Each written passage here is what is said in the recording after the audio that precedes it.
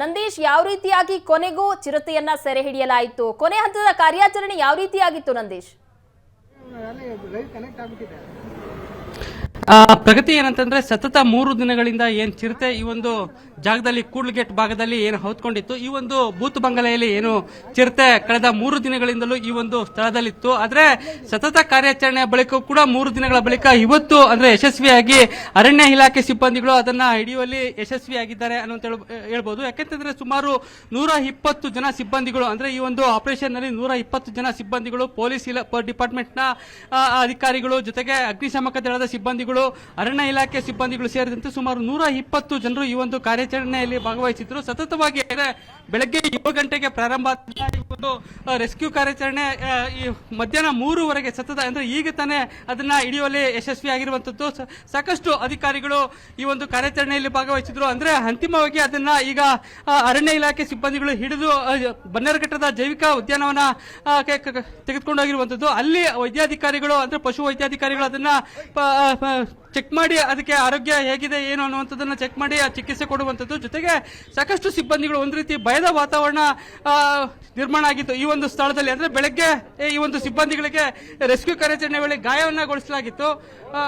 Sir, ಈಗ ಬೆಳಗ್ಗೆ ಕಾರ್ಯಾಚರಣೆ ಮಾಡಿದಂತ ಸಂದರ್ಭದಲ್ಲಿ ತಮಗೆ ಅಟ್ಯಾಕ್ ಮಾಡಿತ್ತು, ಹೇಗೆ ಅನಿಸ್ತು? ಸರ್, ಅಟ್ಯಾಕ್ ಮಾಡ್ತು, ಬಟ್ ಅಂದ್ರೆ ನಾವು ಅಷ್ಟೊತ್ತಿಗೆ ಈ ಕಡೆ ಜಂಪ್ ಆದ್ವಿ, ಕಾಲ್ ಸಿಗಾಕೊಂತಲ್ಲಿ ಸ್ವಲ್ಪ ಇದಾಗಿದೆ.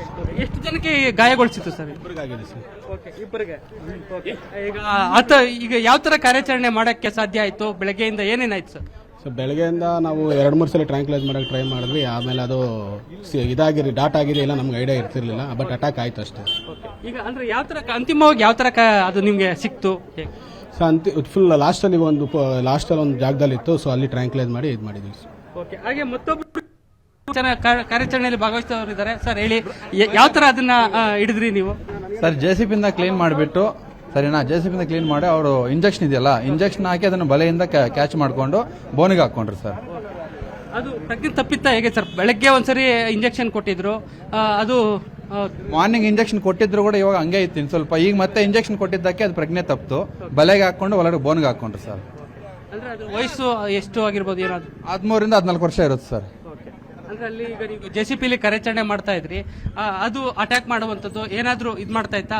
ಸೌಂಡ್ ಮಾಡ್ತಾ ಇತ್ತಾ? ಸೌಂಡ್ ಮಾಡ್ತಿತ್ತು ಸರ್, ಬಟ್ ಧೈರ್ಯದಿಂದ ಮಾಡ್ಲೇಬೇಕು. ಇಷ್ಟೊಂದು ಪ್ರಜೆಗಳಿಗೋಸ್ಕರ ನಾವು ನೋಡ್ಲೇಬೇಕಲ್ಲ, ಒಬ್ರಿಗೋಸ್ಕರ ಆಲೋಚನೆ ಮಾಡಿದ್ರೆ ಆಗಲ್ವಲ್ಲ, ಅದಕ್ಕಾಗಿ ಮಾಡಿದ್ವಿ ಸರ್. ಈಗ ಎಲ್ಲಿಗೆ ಹೋಯ್ತು ಸರ್? ಎಲ್ಲಿಗೆ ತಗೊಂಡೋದ್ರು ಅದನ್ನ? ಬನ್ನೇರುಘಟ್ಟ ಜೂ ತಗೊಂಡೋದ್ರು ಸರ್.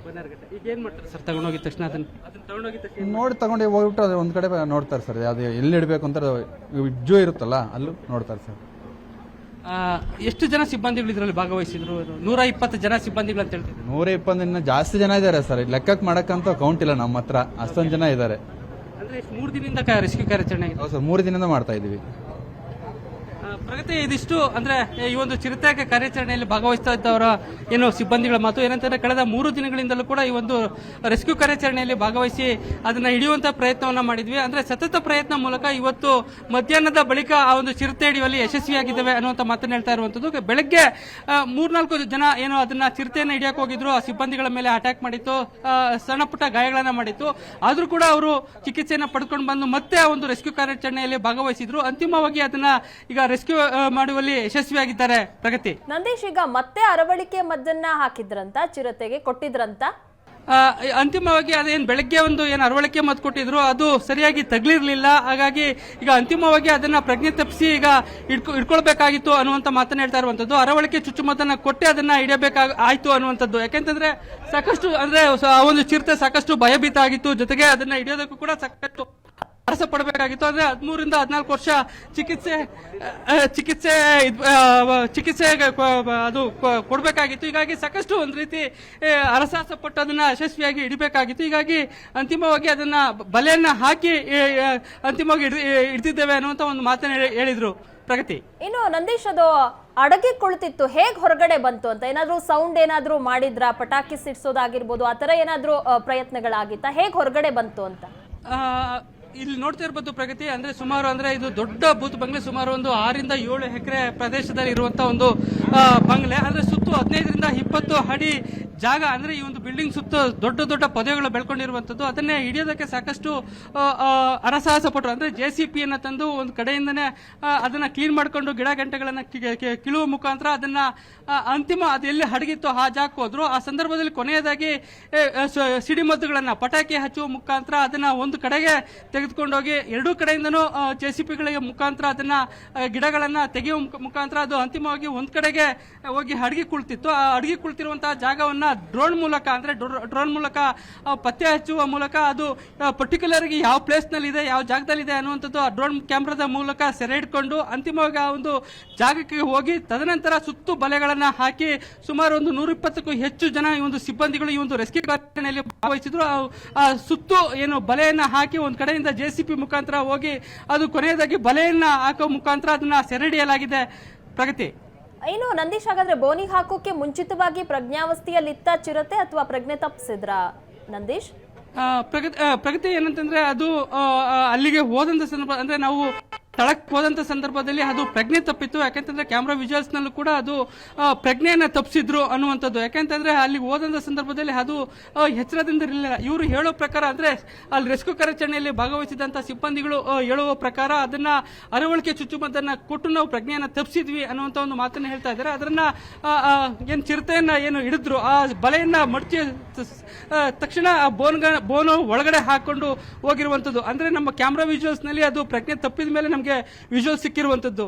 ಇನ್ನು ನಂದೀಶ್, ಸಾಕಷ್ಟು ಜನ ಈ ಕಾರ್ಯಾಚರಣೆಯಲ್ಲಿ ಭಾಗಿಯಾಗಿದ್ರು, ಕೆಲವ್ರ ಮೇಲೆ ಅಟ್ಯಾಕ್ ಸಹ ಮಾಡಿದೆ ಮೊದಲನೇ ಬಾರಿ ಸಂದರ್ಭದಲ್ಲಿ, ಹಿಡಿಯುವಂತಹ ಸಂದರ್ಭದಲ್ಲಿ. ಹಾಗಾಗಿ ಏನೆಲ್ಲ ಮುನ್ನೆಚ್ಚರಿಕಾ ಕ್ರಮಗಳನ್ನ ತೆಗೆದುಕೊಂಡಿದ್ರಿ ಈ ಬಾರಿ ಅಂತ?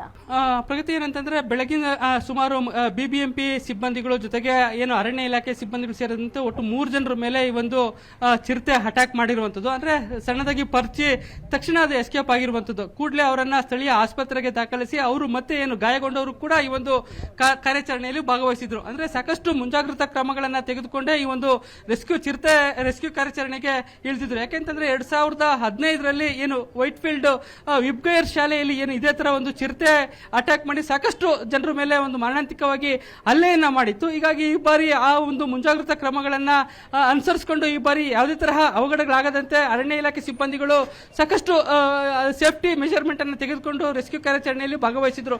ಆದ್ರೂ ಸಹ ಬೆಳಗ್ಗೆ ಏನು ಒಂದು 3-4 ಜನರ ಮೇಲೆ ಅಟ್ಯಾಕ್ ಮಾಡಿದ್ರು ಕೂಡ ಅವರು ಸಾಕಷ್ಟು ಅಂದ್ರೆ ಶೂ ಹಾಕೊಂಡಿದ್ರು, ಜೊತೆಗೆ ಗಾರ್ಡ್ಗಳನ್ನ ತೊಟ್ಟಿದ್ರು. ಹೀಗಾಗಿ ಹೆಚ್ಚಿನ ಮಟ್ಟದಲ್ಲಿ ಹಾನಿ ಆಗಿಲ್ಲ ಅನ್ನುವಂಥದ್ದು ಅವರು ಸಿಬ್ಬಂದಿಗೆ ಹೇಳುವಂಥದ್ದು. ಅಂದ್ರೆ ಸಣ್ಣ ಪುಟ್ಟ ಗಾಯವನ್ನ ಮಾಡಿತ್ತು, ಆದ್ರೆ ಕೂಡಲೇ ಅವರನ್ನ ಸ್ಥಳೀಯ ಆಸ್ಪತ್ರೆಗೆ ದಾಖಲು ಮಾಡಿದ್ರು. ಹೀಗಾಗಿ ಈ ಬಾರಿ ಹೆಚ್ಚಿನ ಅನಾಹುತ ಯಾರಿಗೂ ಆಗದಂತೆ ಈ ಬಾರಿ ಸೇಫ್ ಆಗಿ ಚಿರತೆಯನ್ನ ಹಿಡಿದಿದ್ದೇವೆ ಅನ್ನುವಂಥ ಮಾತನ್ನ ಈಗಾಗಲೇ ಅರಣ್ಯ ಇಲಾಖೆ ಅಧಿಕಾರಿಗಳು ಹೇಳ್ತಾ ಇರುವಂತದ್ದು.